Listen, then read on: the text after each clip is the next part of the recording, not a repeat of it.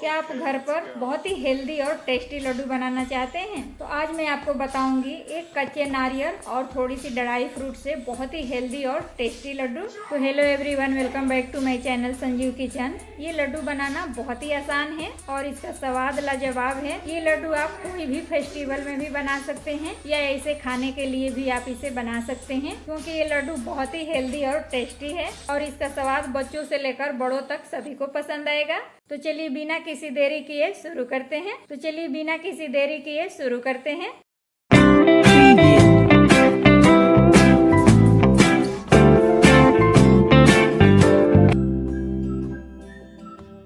इसे बनाने के लिए एक कच्चा नारियल चाहिए। तो यहाँ पर आप देख सकते हैं इसके पानी निकाल करके तोड़ लिया है। तो ये पूरा ये जो गोला होता है नारियल का, एक नारियल है और आप देख सकते हैं बिल्कुल ताजा नारियल है। तो इसको क्या करना है, इसके जो ये ऊपर का ब्राउन पार्ट है ये हम निकाल लेंगे, ये हमें नहीं चाहिए, बस इसमें का व्हाइट पार्ट है वही चाहिए। तो एक कच्चा नारियल चाहिए और यहाँ पर थोड़ी सी ड्राई फ्रूट ले लिया है। तो 10 से 12 काजू लिया है, 10 से 12 बादाम, 2 अखरोट ले लिया है और थोड़ी सी किशमिश ले लिया है और थोड़ी सी यहाँ पर मूंगफली लिया है। 1/4 कप के इतना मूंगफली है और 1 कप के इतना गुड़ ले लिया है। तो इसे तोड़ लिया है क्योंकि मेजर करने के लिए इसे तोड़ करके लिया है। और 1 चम्मच चाहिए हमें घी। तो ये घर के देसी घी 1 चम्मच ले लिया है। तो सबसे पहले नारियल का जो ये ब्राउन पार्ट्स है ये हम निकाल लेंगे। तो यहाँ पर आप देख सकते हैं सारे नारियल को ब्राउन पार्ट्स जो है निकाल लिया है और इसे छोटे छोटे टुकड़ों में करके मिक्सर जार में डाल दिया है। इस तरीके से ब्राउन पार्ट्स निकल जाता है बहुत आसानी से। तो यहाँ पर आप देख सकते हैं मिक्सर जार में डालने के बाद थोड़ा सा चला लिया है। 1 से 2 बार चलाएंगे तो आप इस तरीके के ये सॉफ्ट हो जाता है, क्योंकि ये बिल्कुल ताजा नारियल है, पानी वाला जो होता है। तो ये बहुत अच्छे से पीस जाता है। तो आप देख सकते हैं बिल्कुल ये बारीक पीस गया है। तो अगर आपके पास ताजा नारियल नहीं है तो कोई बात नहीं, आप इसे डेसिकेटेड कोकोनट से भी बना सकते हो। तो सारे नारियल को एक कढ़ाई में डाल देंगे। तो अभी हमने कढ़ाई में भी नहीं डाला है, घी तेल कुछ भी नहीं डाला है, ऐसे सूखा हमने इसे ड्राई रोस्ट करेंगे। तो दोस्तों आप चाहे तो इसमें घी डाल करके घी में भी इसे ड्राई रोस्ट कर सकते हैं, पर मैं इसे बिना घी के ही ड्राई रोस्ट करने वाली हूँ। तो अब आप देख सकते हैं, तो इसे ज्यादा रोस्ट नहीं करना है, हमें इसका कलर चेंज नहीं करना है। बस जो ये कच्चा नारियल है तो इसमें थोड़ा सा मॉइस्चर होता है, वही हमें निकालना है, उतना ही रोस्ट करना है, ज्यादा रोस्ट इसे नहीं करना है। तो अब आप देख सकते हैं ये हल्का सा रोस्ट हो गया है और इसका कलर भी आप देख सकते हैं बिल्कुल चेंज नहीं हुआ है। तो हमें कलर चेंज नहीं करना है, इतना ही रोस्ट करना है। अब हम गैस को बंद कर देंगे और इसे एक प्लेट में निकाल लेंगे। तो उसी कढ़ाई को साफ कर लिया है। अब इसमें घर की देसी घी 1 चम्मच डाल देंगे और घी को मेल्ट होने देंगे और इसमें डालेंगे मूंगफली। पहले मूंगफली को रोस्ट कर लेंगे घी के साथ। तो ये कच्चा मूंगफली है इसीलिए इसे रोस्ट करना जरूरी है। मूंगफली को पहले रोस्ट कर लेना है। अब आप देख सकते हैं मूंगफली हमारा ड्राई रोस्ट हो गया है, ये भून गया है अच्छे से। तो इसी के साथ डाल देंगे काजू बादाम और अखरोट, ये भी इसी के साथ ड्राई रोस्ट कर लेंगे।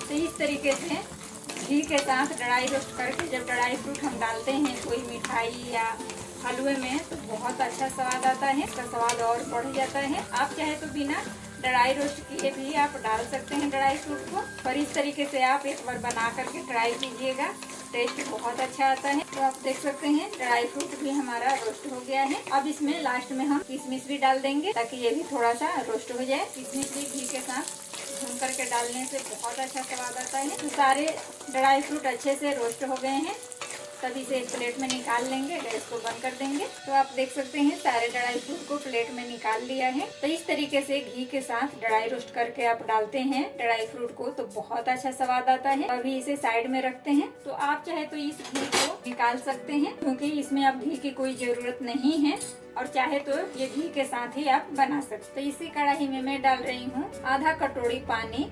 पानी ज्यादा नहीं डालना है, आधा कटोरी ही डालना है। और इसी के साथ डालूंगी 1 कटोरी गुड़। तो एक कच्चा नारियल के लिए 1 कटोरी गुड़ और आधा कटोरी पानी परफेक्ट रहेगा। अगर आप ज्यादा बनाना चाहते हैं तो हर चीज थोड़ा थोड़ा आपको ज्यादा लेना होगा, थोड़ा पानी भी आपको ज्यादा लेना होगा और गुड़ भी ज्यादा लेना होगा। सारे गुड़ को इस तरीके से हम पानी के अंदर डाल देंगे। अगर आप थोड़ा सा ज्यादा क्वांटिटी में बना रहे हैं तो हर चीज थोड़ा थोड़ा आप ज्यादा क्वांटिटी में ले सकते हैं। अब गुड़ को पानी के साथ मेल्ट होने देंगे तो थोड़ा थोड़ा ज्यादा क्वांटिटी में आप बना सकते हैं। जैसे कि मैं नारियल ली थी तो पूरे एक नारियल ले रखी हूँ पानी निकाल करके उसको, और ये बादाम और काजू है तो ये 10 से 12 ऐसे करके ले रखी हूँ, और अखरोट 2 ले रखी हूँ, और थोड़ी सी ये किशमिश ले रखी हूँ, और आधी कटोरी ये यानी आधी कप ये मूंगफली ले रखी हूँ। तो मैं क्या करूँगी, थोड़ी सी जो ये ड्राई फ्रूट है तो 2-4 हम निकाल लेंगे, इसे मोटे मोटे चॉप करके डालूंगी, और बाकी के जो ड्राई फ्रूट है वो हम आप देख सकते हैं ज्यादा नहीं, बस 2-4 ऐसे करके हम निकाल लेंगे। इसे चॉप करके डालने वाली हूँ। अब बाकी के ड्राई फ्रूट जो है मिक्सर जार में डाल करके इसे दरदरा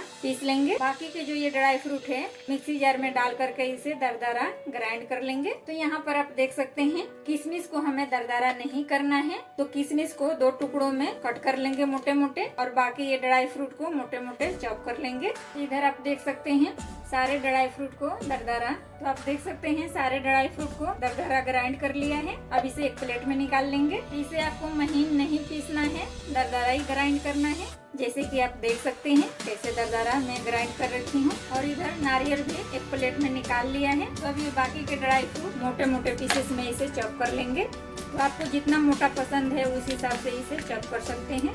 अगर आपको मोटे मोटे पीसेस में ड्राई फ्रूट नहीं पसंद है तो सारे ड्राई फ्रूट एक ही साथ आप मिक्सर जार के अंदर इसे मोट दरदरा पीस सकते हैं। और ये किशमिश को भी 2 हिस्सों में इस प्रकार से कट कर लेंगे। और मैं इस तरीके से थोड़ा मोटे कट करके ड्राई फ्रूट को डाल रही हूँ, क्योंकि इस तरीके से डालने से क्या होता है कि देखने में भी लड्डू अच्छा दिखता है और खाने में भी जब मुँह में ये छोटे छोटे टुकड़े पड़ते हैं तो अच्छा लगता है। तो आप अपना मन पसंद डाल सकते हैं। आपको अगर पसंद नहीं है मोटे मोटे तो आप सारे ड्राई फ्रूट को ग्राइंड कर सकते हैं। तो इधर आप देख सकते हैं चाशनी में उबाल आ चुका है, चाशनी हमारी बॉईल हो चुकी है। तो धीमी आंच पे 2 से 3 मिनट इसे पकाना है। हमें इसे 1 या 2 तार की चाशनी वगैरह नहीं बनाना है, 2 से 3 मिनट इसे चलाते हुए पका लेना है।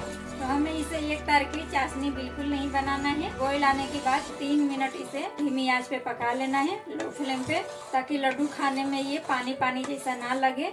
इसमें जो भी पानी डाले हैं वो अच्छे से पक जाए। तो इसे बनाने में बिल्कुल ज्यादा समय नहीं लगता है, बहुत जल्दी फटाफट से ये लड्डू बनकर तैयार हो जाता है। और इस लड्डू पे आप चाहे तो कोई भी फेस्टिवल में बना सकते हैं, नवरात्रि में भी बना सकते हैं, सावन के सोमवार हो गया, रक्षाबंधन हो गया, कोई भी फेस्टिवल में आप बना सकते हैं। और ये जल्दी खराब भी नहीं होता है, इसे 1 महीना तक बनाकर स्टोर कर सकते हैं। तो इस लड्डू को आप अपना फैमिली में जरूर शेयर करें। अब आप देख सकते हैं 3 मिनट पका लिया है इसे उबाल आने के बाद, तो ये बिल्कुल तैयार है। तब इसके अंदर हम डाल देंगे अपना ड्राई रोस्ट किया हुआ नारियल और ड्राई फ्रूट, और इसी के साथ ड्राई फ्रूट भी डाल देंगे, और इसे हमें मिक्स कर लेना है। तो सारी चीजें डालने के बाद हमें ज्यादा देर तक इसे पकाना नहीं है, बस गैस को बंद कर देंगे और अच्छे से इसे मिक्स कर लेंगे। तो गैस को बंद कर दिया है और इसे अच्छे से मिक्स कर लेंगे, और अच्छे से मिक्स करने के बाद इसे थोड़ा सा ठंडा होने देंगे। थोड़ा सा ठंडा होने के बाद इसके लड्डू बनाएंगे। तो इसी के साथ अभी ये कटा हुआ ड्राई फ्रूट भी डाल देंगे और हल्का सा मिक्स कर लेंगे। तो दोस्तों ये लड्डू बनाना बहुत ही आसान है, और इस लड्डू को आप 1 महीने तक स्टोर भी कर सकते हैं। ये बिल्कुल खराब नहीं होता है 1 महीने तक। तो अगर आपको ये मेरी रेसिपी थोड़ा भी पसंद आए तो अपने दोस्तों फैमिली में ज्यादा से ज्यादा शेयर करना ना भूलें। और इस लड्डू को आप रक्षाबंधन में, सावन में, कोई भी फेस्टिवल में आप बना सकते हैं। कोई भी व्रत में भी इस लड्डू को आप खा सकते हैं,